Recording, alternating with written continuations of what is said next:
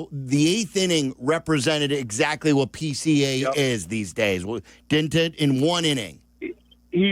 It's just so electric. It's like you can't take your eyes off him. And what do you say afterwards? Like he likes to, outside of the home run, but what was the quote that like he likes to run into stuff and like dive and can catch? Like it's such a breath of fresh air. It's so much fun watching him play. And yeah, you're right. That eighth inning, it's like just put that up. Be like, hey, if you don't believe in PCA, watch this.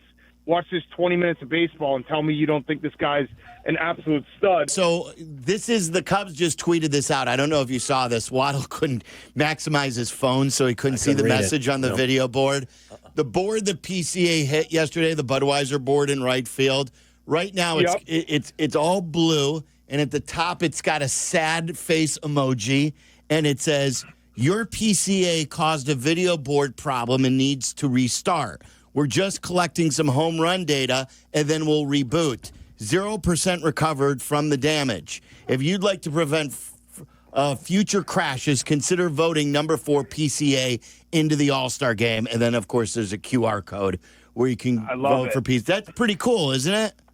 Yeah. Use some of that energy to sign some guys, but I love it. I was going to say, and there's a site you can click on to help donate money to their free agency fund. Right, yes. Did you see that Kyle Tucker did share, I believe on Instagram, it was like a caption like, it's great to be a Cub or something.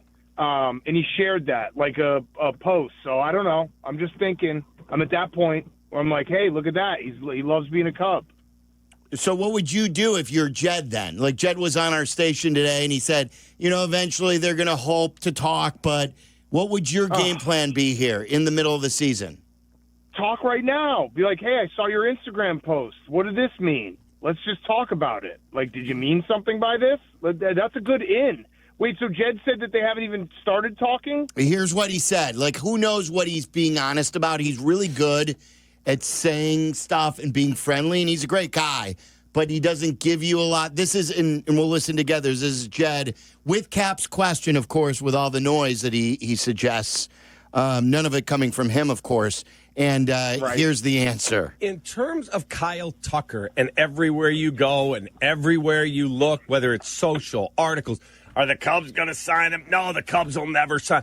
I know you don't negotiate through the press, and that's probably a great way to proceed. Is it fair to say the day you acquired him, you, Tom, Carter, whoever is in that room, have a plan of how you approach this? You're just not going to tell us what that plan is. Well, yeah, I mean, we have a really good relationship with his agent, Casey Close. I mean, he has Dansby and he has Talion as well. We've done a lot of deals with them, and I mean, I know Casey well. Obviously, we have open lines of communication. But to me, is a yes. When you acquire him, you obviously want players like Kyle Tucker in the organization. He's an incredible hitter. He's an incredible player. But right now we're playing the season. I think we've seen what kind of player he is. That's for sure. I think my hope is that as we play out this summer, that you find Chicago pretty appealing as well. It's kind of hard not to, And so obviously we'd love that to be a long relationship. But right now we're playing the season, and talking about any of these things, all I'll say is we obviously love to have him, and those are discussions will happen at a later point. But the season doesn't preclude them from speaking. I don't understand that. Like, I would have followed up and asked, well, does this mean you're not going to approach him at all during the season? Yeah, you got to approach him. By the way, I don't think I put together that Casey Close was his agent. I do know him. I'm going to start working on this. Oh, really? You've got I'm going to start backdooring this. I'm going to say I'm representing the Cubs in all negotiations. Let's start talking ball. That's great. And then why not?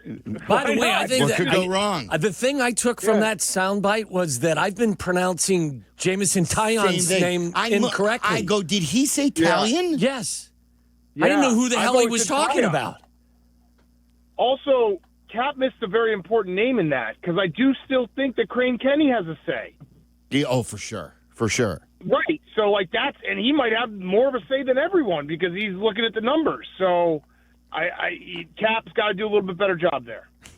What about a PCA's performance last night? I know you weren't there. For me, it was like the eighth inning represented exactly what PCA is these days, didn't it? In one inning.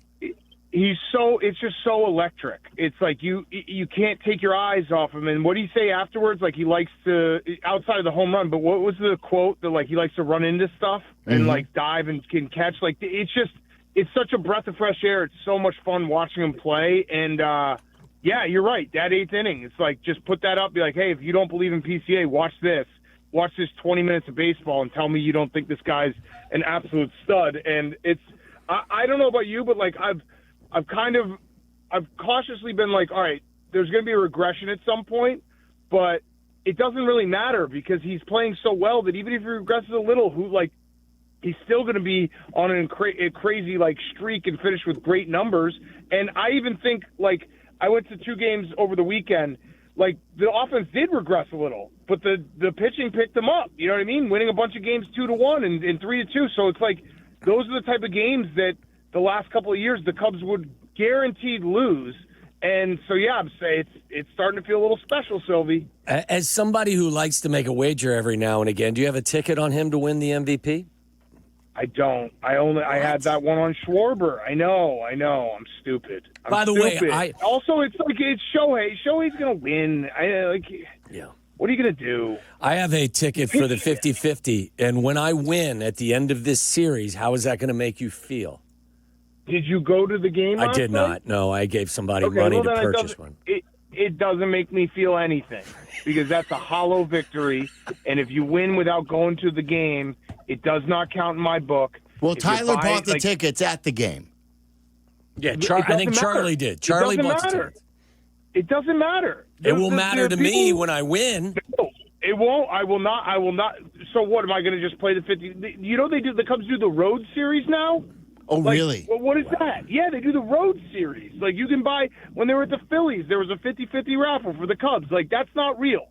So I don't care if you win this one. It will be complete. It will not get you in the Hall of Fame. 30 grand. Asterisk. It doesn't matter. It doesn't matter. Why can't they? It will mean nothing. I'm not into the 50-50 like you are, but I wanted to play, and she's like, well, the winner isn't announced until Thursday after the game. Like Waddle said, it's a series 50-50. Has this always been the case? And why not just one 50-50 a game? And I think that makes it more exciting. They do this now where it's one series a month has the series price, and then everything else is game only. So so that will be the series that they do for the entire month of June. So there's certain times, like I think the last one, maybe like 3 weeks ago, it was a weekend series, and I had gone to 2 out of 3 of the games. And so they do that once a month, and then everything else is game to game. I think they should do it. They try to get a bigger pot. They try to get a bigger pot. I think they should do it every inning, and it'd be like a bingo game. Yeah, why not? While the game's going on. That'd be fun. My daughter lasted 6 innings on Saturday. That's a milestone. That's a milestone. She didn't watch a single pitch, but that doesn't matter. But you did, and that's all that counts. Exactly. Yeah, absolutely. All right. I want to ask you about Caitlin Clark. We have not brought this up. Waddle and I are pretty passionate about it, or at least, we had a passionate discussion about it. I just don't understand. What the hell are they doing? What is the league doing to her, and why did she become a target? I'm starting to think that the other women in the WNBA do not like her. Would that be a fair thing to say? Well, why though? What is the root of it? Jealousy? I don't know. It's probably jealousy. She does get the majority of all right. So I'm with you guys. It's crazy. If you're a WNBA player, why wouldn't you be like, hey, this is rising tide lifts all boats? Absolutely. She is great for the league. Yes. She boosts the numbers. But I can see, obviously, everyone's competitive. They're at the highest level of women's basketball. And they see numbers like Caitlin Clark gets injured for 2 weeks. WNBA ratings are down 55%. That has to stink a little bit. Okay. But you got to get over it. You got to eat your ego and be like, hey, our salaries are all going to go up because of Caitlin Clark. I actually am at the point where, I think that if Caitlin Clark wanted to start her own league, she could be more successful than the WNBA. That's the part that bothers me, where it's not like Caitlin Clark walked into this super popular, profitable enterprise in the WNBA. The WNBA has been, basically been living on like charity like the NBA pays for the WNBA. Yes. She shows up. It booms. It's going to maybe be able to stand on its 2 feet now for the first time in league history. You should be thankful to Caitlin Clark. Well, at the very least, you don't have to put her on a pedestal, but don't try to knock her out every time she's on the floor. She's not a rookie anymore. This isn't rookie treatment. Right. And it's silly. Like, this may be an apples to orange comparison, but I've always said that everybody who ever played professional golf should bow at the altar of Tiger Woods, because whether you were jealous of him or not, you didn't like him, he made you a ton of cash. And as you said, Big Cat, her popularity, whether you like her or not, makes the league more marketable, which means there's more money for everybody. 100%. And I think it's probably a hard conversation to have if you're a WNBA player, but like there in all the established sports, you know, like it happens every now and then when like the passing of the torch with quarterbacks in the NFL, we're like, oh, what is the NFL going to do without Peyton and Brady and Breeze? You know what the NFL is going to do? Keep chugging along and making money, and there'll be next guys right in line. And when those guys retire, we'll forget about them. And like so. There are sports that stand on their own. It's okay to say that Caitlin Clark is bigger than the WNBA right now. She is, and that's a good thing. Like it's still a young league. It's a good thing to have someone that moves the needle the way she does in worlds that don't normally consume the WNBA.